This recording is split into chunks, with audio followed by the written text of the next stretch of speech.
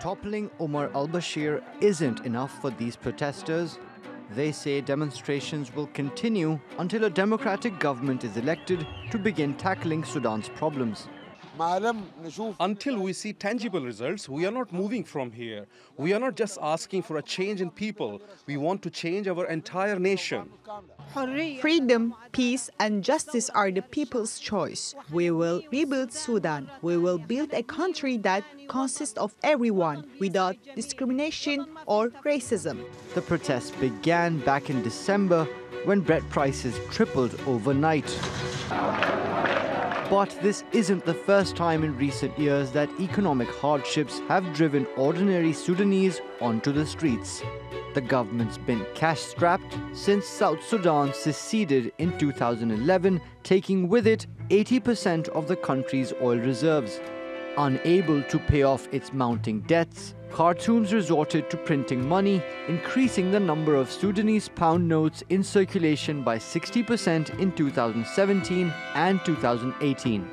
The excess of local currency and an end to government subsidies on fuel and food drove inflation up to 74% by December. Sudan has been suffering since 2011. The trade deficit is rising by about $5 billion each year, and that's continuously deteriorating the value of the local currency. Those problems could be compounded if reforms are delayed. The transitional government formed by the military says it's ready to hand over power, but that the process could take up to 2 years, meaning more hardships for millions of people already burdened by runaway inflation and a stagnating economy. Mobin Nasir, TRT World. Let's return now to our top story on Sudan's economy and across to Khalil Charles. He joins us now from the capital, Khartoum. Khalil, I've been told we only have time for one question, unfortunately. So I'm wondering if you can just give us a bit more background to these protests in terms of the economic conditions that brought people onto the streets in the first place. Yes, the situation has been pretty dire since 2012 when the southern Sudan succeeded. Now, what this meant was that 75% of the country's wealth went when the separation of the country happened. And this has put the country in a downward spiral.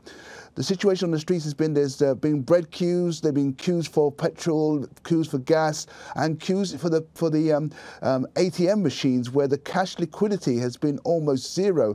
I mean, I think there's about 10% of the country's whole liquidity has been essentially 10% in the banks and 90% out in the streets. So the banks didn't have the surplus money to be able to pay out to people, and therefore we saw queues and queues of people waiting to cash their own money. So the situation has got little better since the deposing of President Bashir. But what has happened is that the dollar is beginning to fall now. It was 73 to one Sudanese pound, and that's beginning to fall now. So people are beginning to get some kind of ease towards the economic difficulties that they've been facing. But things do continue. Okay, Khalil Charles in the capital, Khartoum. Thank you so much for that update.